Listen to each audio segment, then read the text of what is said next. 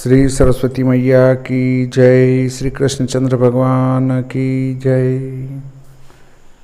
आज से मैं एक वीडियो की सीरीज चालू करने वाला हूँ जिसमें विश्व दिनमान सारिणी पुस्तक पर संपूर्ण पुस्तक को पढ़ाकर पूरा व्यवस्थित जितने उदाहरण हैं वो सब एक एक क्रम से यहाँ पर हल करके आपको बताऊंगा। पुस्तक कैसे लिखी गई, उसमें क्या विवरण आया, कैसे आया, क्या आजकल पुस्तकें जो लिख रहे हैं ज़्यादातर वो सब इधर से उधर नकल मात्र हैं। जितनी भी फलित की पुस्तकें हैं, जो मुख्य 4-5 पुस्तकें हैं, उन पुस्तकों की नकल मात्र चल रही है। तो देखिए, विश्व दिनमान सारणी पर हम चर्चा करते हैं। विश्व दिनमान सारणी में पहले लेखक परिचय से चलते हैं। लेखक इस विश्व दिनमान सारणी पुस्तक का मैं स्वयं हूँ। इससे संबंधित कोई भी प्रश्न अगर आपके उत्पन्न होता है तो उसका उत्तर मैं देने की कोशिश करूँगा, यदि आपको कोई प्रश्न आता है इसके हल करने में। तो देखिए, इसका लेखक में ज्योतिषाचार्य पंडित भागीरथ जोशी, जन्म 20/11/71 को नीमच जिले के छोटे से गांव जो कि जावद तहसील के अंतर्गत आता है, मड़ावदा में हुआ था। पूर्व में जब जन्म हुआ था तब हमारा जिला मंदसौर हुआ करता था, पर बाद में नीमच जिला अलग हो गया है। माताजी का नाम श्रीमती सीता देवी है, पिताजी का नाम भंवरलाल जी जोशी हैं।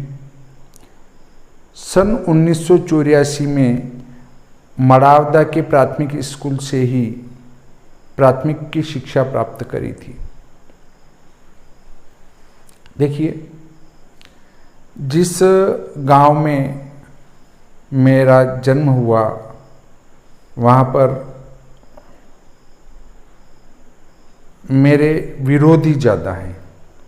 मैंने जन्म से लगाकर अभी तक किसी के साथ कोई अभद्रता का व्यवहार नहीं किया, गाली गलौज नहीं की। पर चूंकि जीरो से उठे हुए हैं, इसलिए कुछ गांवों का ऐसा रिवाज होता है कि सारे व्यक्ति गांव में मजदूरी करते रहें, कच्चा मकान रहे और वैसे ही रहें, तो वे सब खुश होते हैं और प्रेम से रहते हैं। पर यदि उस लिंक से हटकर कोई कार्य करता है तो उसके विरोधी ज़्यादा हो जाते हैं। जहाँ मेरी जन्मभूमि है वहाँ पर गांव के मेरे विरोधी ज़्यादा हैं। मैं आपको एक छोटा सा उदाहरण बताता हूँ कि कैसे मेरे विरोधी हैं। देखिए, मैं पूरा परिचय के साथ ही चलूँगा। मेरा एक ये बाड़ा है, उसके बाद ये एक मकान है, यहाँ सार्वजनिक रास्ता है, ये चौक है थोड़ा सा, और ये वाला रास्ता वापस इधर आ रहा है। पूर्व में यहाँ पर ये एक दीवार थी, ये मकान था, ये पठार थी, ये खुला था और ये एक मकान था। यहाँ पर 3 फीट 4 फीट की चबूतरियाँ थी, यहाँ एक दरवाज़ा था। देखिए, मैंने ये अपने परिवार की हैं दिनेश जी, उनसे यहाँ दीवार में आपसी समझौता करके ये दीवार यहाँ से सीधी इनको दे दी। दिनेश जी को, इस मकान वाले को। तो इनने यहाँ एक दरवाज़ा रख दिया, यहाँ गैलरी भी रख दी। इसमें कोई दिक्कत नहीं आई उनको। जब मैं यहाँ दीवार की जगह दीवार बनाकर एक दरवाज़ा रखने लगा तो गांव के वरिष्ठ लोग आके उनने स्पष्ट मना कर दिया कि यहाँ बड़ा दरवाज़ा नहीं रखने देंगे, यहाँ गैलरी नहीं रखने देंगे, और इसको 5 फीट पीछे लेके ही बना सकते हो। 5 फीट पीछे लेके बनाने के बाद भी आपको यहाँ गैलरी नहीं रखने देंगे। और इस घर में से होकर इस बाड़े में नहीं मैंने ये दीवार तोड़ दी, तो उनका कहना है ये इस घर में होके इसमें नहीं आने देंगे और इधर से इसमें होके इधर नहीं आने देंगे। अब सोचिए कि इस मेरे जो मड़ावदा गांव है, इसमें मेरे कितने बड़े विरोधी लोग बैठे हुए हैं। जो ये जो दीवार है, किसी को पता नहीं कि ये दीवार कब बनाई गई थी, हमारे परदादाओं ने कब बनाई होगी। वही दीवार चली आ रही थी, उसको गिराकर यहाँ दरवाज़ा बड़ा रखना था, ये छोटा दरवाज़ा था तो मैं बड़ा रख रहा था। उनका कहना है 5 पंचों का कि जैसा दरवाज़ा था वैसा ही रखना पड़ेगा, बड़ा नहीं रखने देंगे। ये हम 5 पंच कह रहे हैं और 5 पंचों के ना भले ये दीवार पुरानी थी, यहाँ नहीं रखने देंगे, 5 फीट अंदर लेके रखनी पड़ेगी और गैलरी भी नहीं रखने देंगे। 3 फीट की आगे चबूतरी थी, वो तो गई है, पर उसके बाद अपनी दीवार की जगह दीवार लेने में भी हमारे गांव के 5 बड़े पंचों को जो है बड़ी आपत्ति है। अगर जैसा दरवाज़ा है वैसा यहाँ रखो। आगे ये कवेलू पोच घर था तो आगे बांस निकले हुए थे, वो उन चबूतरियों के वहाँ पानी गिरता था, तो अब यहाँ गैलरी भी नहीं रखना है और दरवाज़ा जैसा था वैसे ही रखो। क्योंकि दरवाज़ा पहले 3 फीट का था तो हम 1 फीट की ओर आपको छूट देते हैं कि 3 फीट की बजाय 4 फीट का रख दो, पर 12 फीट का दरवाज़ा नहीं रखने देंगे।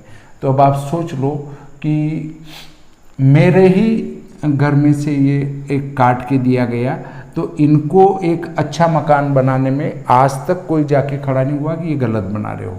और मैं अपनी दीवार में अगर बड़ा दरवाज़ा रख रहा हूँ तो मेरे गांव के बड़े विरोधी हैं।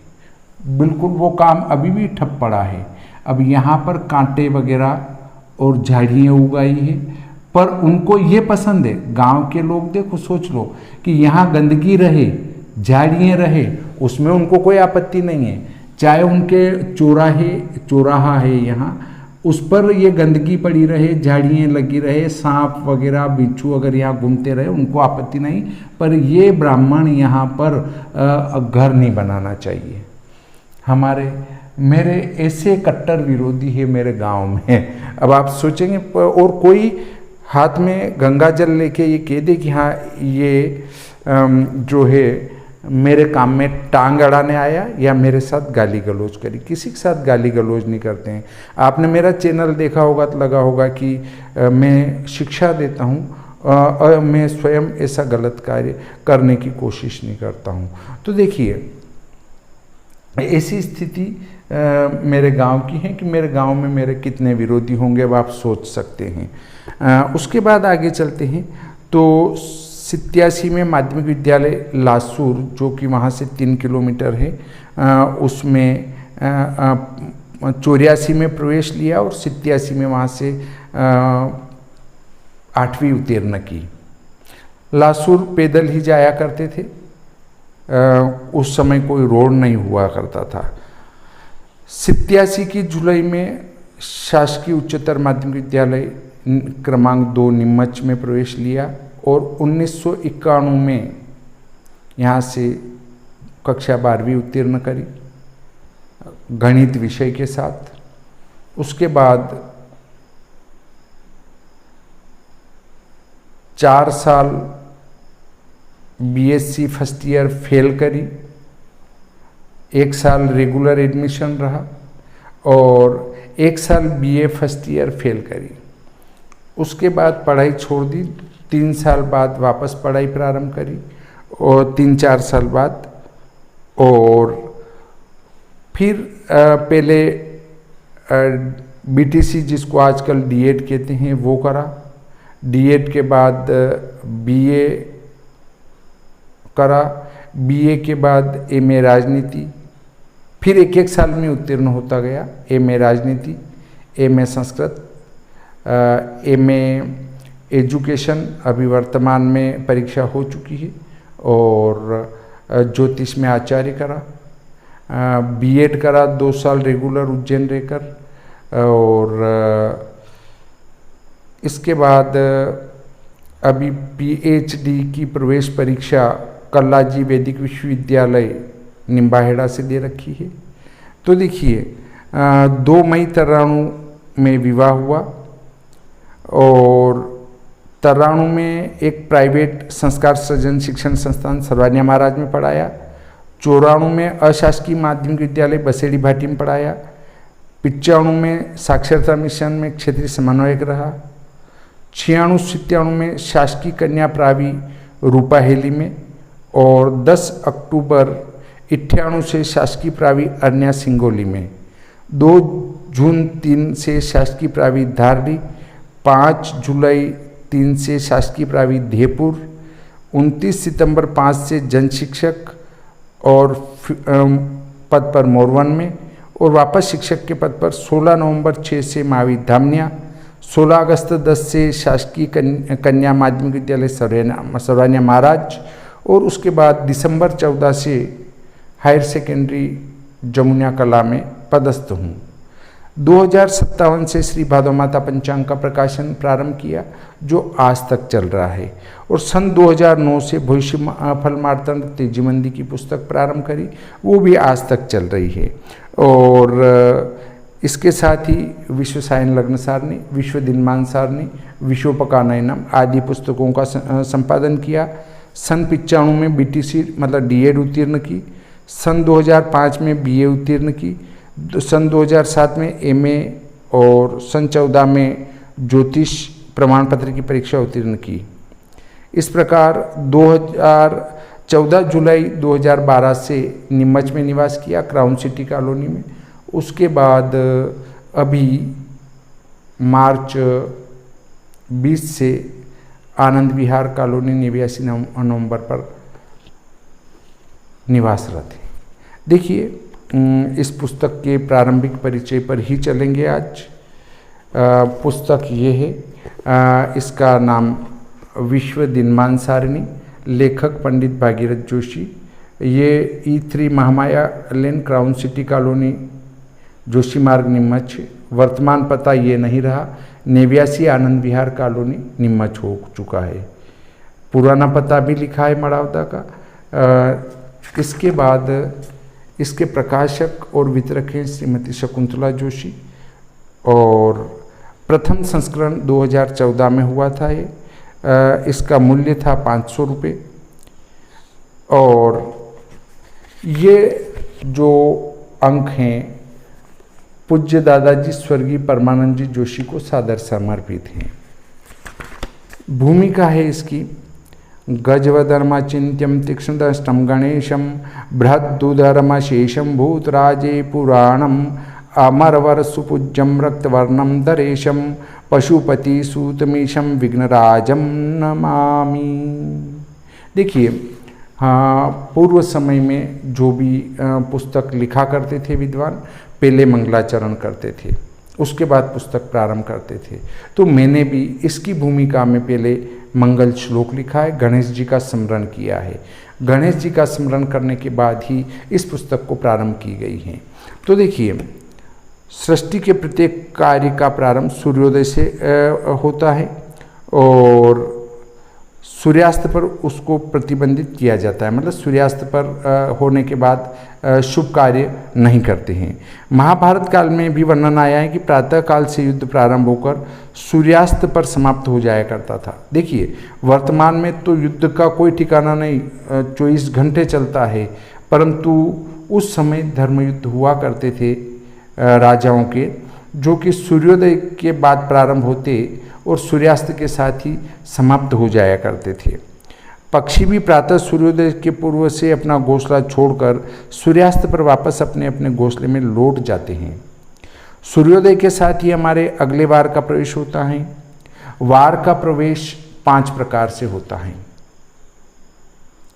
कहीं सूर्योदय से हैं, कहीं लंका में सूर्योदय से हैं, कहीं संक्रांति प्रवेश के अनुसार हैं, कहीं मध्य रात्रि में। ऐसे 5 प्रकार से सूर्योदय को माना जाता है कि वार प्रवेश जिसको कहते हैं, सूर्योदय नहीं, वार का प्रवेश जो है 5 प्रकार से माना गया है कि 5 प्रकार से वार प्रवेश कब होता है, कैसे होता है।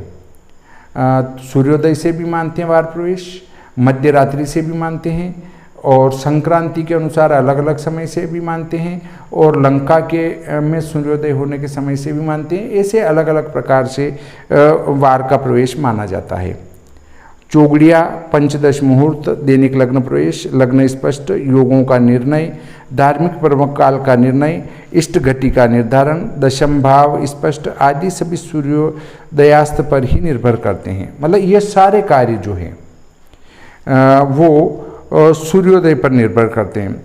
सूर्योदयास्त के साधन की विधियां हमारे धर्म ग्रंथों में प्रतिपादित की गई हैं। वे मुख्यतः 2 हैं, चर मिनट के द्वारा और दिनमान या रात्रिमान के द्वारा।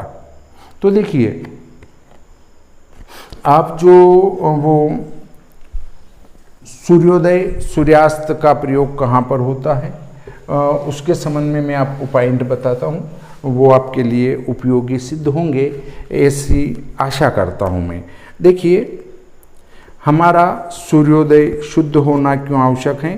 क्योंकि उससे एक तो चौगड़िया शुद्ध होगा,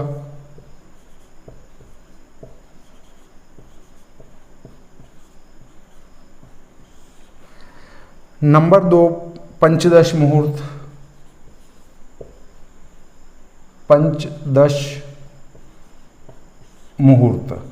पंचदश मुहूर्त का अर्थ है 15 मुहूर्त। उसके बाद दूसरा है दशम भाव स्पष्ट, लग्न स्पष्ट पर भी इसका प्रभाव पड़ेगा, दैनिक लग्न प्रवेश पर भी इसका प्रभाव पड़ेगा। दैनिक लग्न प्रवेश भी प्रभावित करेगा ये सूर्योदयास्त। उसके बाद चौथा है लग्न स्पष्ट।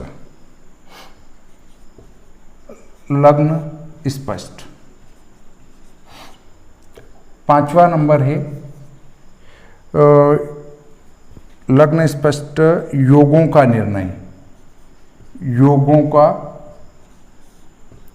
निर्णय, सर्वार्थ सिद्धि योग, अमृत सिद्धि योग, ये सब योग जो है त्रयोदश कुयोग वगैरह सब वार के आधार पर ही निर्धारित होते हैं।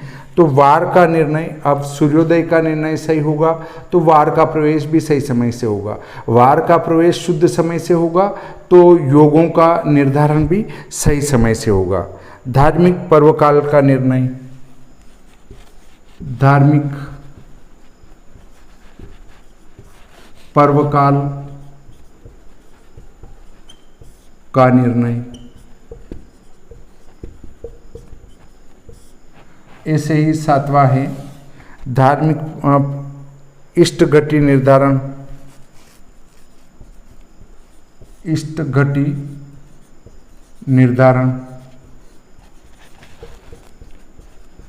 उसके बाद आता है इष्ट घटी निर्धारण के बाद दशम भाव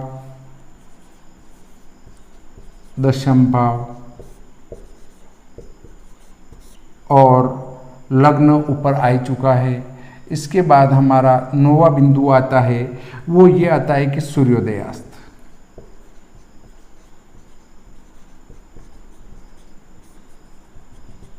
ये जो बिंदु है ये शुद्ध होंगे तो हमारा पंचांग भी शुद्ध होगा, हमारी सारी क्रिया शुद्ध होगी और उससे हमें फल भी शुद्ध प्राप्त होगा। देखिए, आप सूर्योदय शुद्ध निकालेंगे, सूर्योदयास्त, सूर्य उदय और अस्त शुद्ध निकालेंगे तो दिनमान शुद्ध आएगा, और जब दिनमान शुद्ध आएगा तो चौगड़िए का मान शुद्ध आएगा, तो हम कोई भी शुभ कार्य करने वाले हैं तो शुभ अच्छे चौगड़िए में कर पाएंगे, 15 मुहूर्त शुद्ध निकाल पाएंगे, उसके बाद दैनिक लग्न प्रवेश भी सूर्योदयास्त पर निर्भर करेगा, लग्न स्पष्ट भी सूर्योदयास्त पर निर्भर करेगा, योगों का निर्णय भी उसके आधार पर ही होगा, क्योंकि जब से सूर्योदय होगा तब से ही उस वार को गिना जाएगा, और वार को गिना जाएगा तो योगों का निर्धारण भी उसी समय से होगा, सूर्योदय से। धार्मिक पर्व काल का निर्णय, जैसे देखिए आपका शुद्ध सूर्योदय आना चाहिए, मैं लिख के बताऊंगा, जल्दी समझ में आएगा।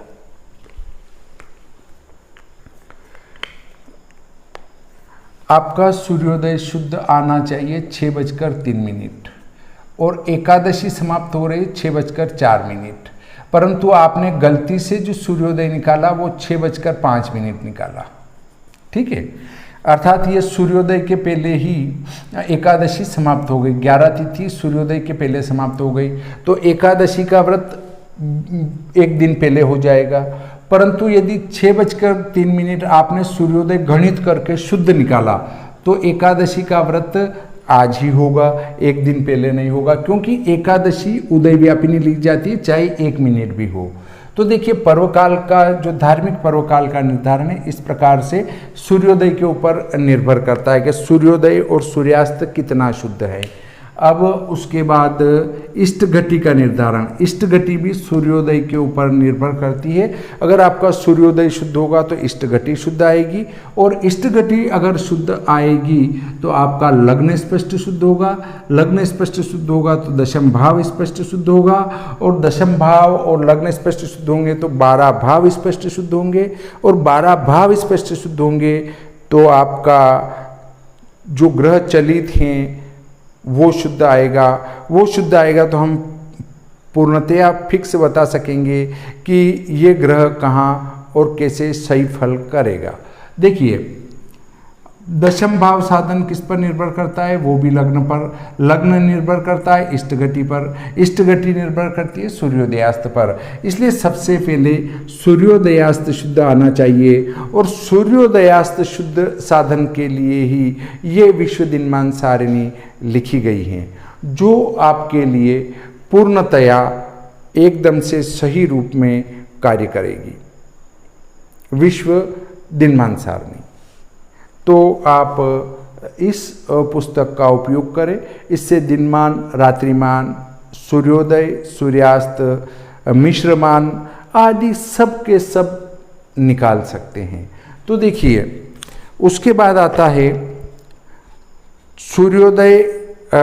वैसे तो सूर्योदयास्त साधन की विधियाँ हमारे धर्म ग्रंथों में प्रतिपादित की गई हैं, वो मुख्यतः 2 हैं, एक तो चर मिनट के द्वारा और दिनमान या रात्रिमान के द्वारा। चर मिनट से भी निकाल सकते हैं, दिनमान रात्रिमान से भी निकाल सकते हैं। अब दिनमान कैसे निकालेंगे, रात्रिमान कैसे निकालेंगे, वो आपको कोई विधि याद होना चाहिए।